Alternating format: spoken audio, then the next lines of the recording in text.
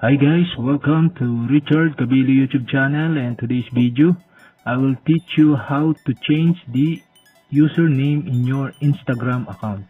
So okay guys, but before we start, kindly subscribe to my YouTube channel by pressing the subscribe button and the bell to notify you if I have new videos. Okay guys, let's start.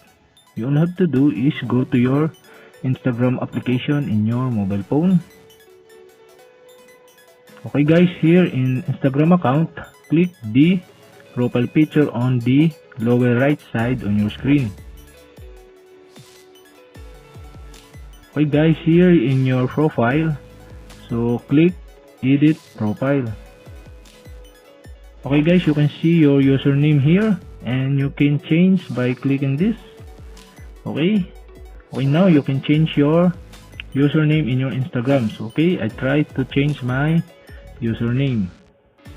So okay guys, if you change your username, so in this you will be able to change your username back to Richard Cabile for another 14 days. Okay guys, if you want to back your username in the previous username, so you can wait 14 days. Okay guys, if your username is not available, so you can change another username. Okay guys, if your username are available, you can see the check are blue.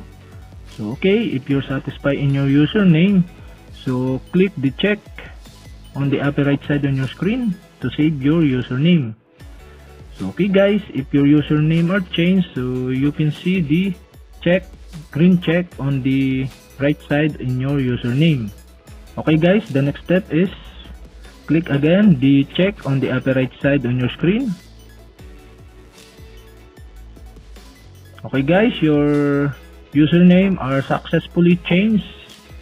So okay guys, if you have a question, kindly comment below, and don't forget to hit the subscribe button and the bell to notify you if I have new videos. Okay guys, thank you for watching.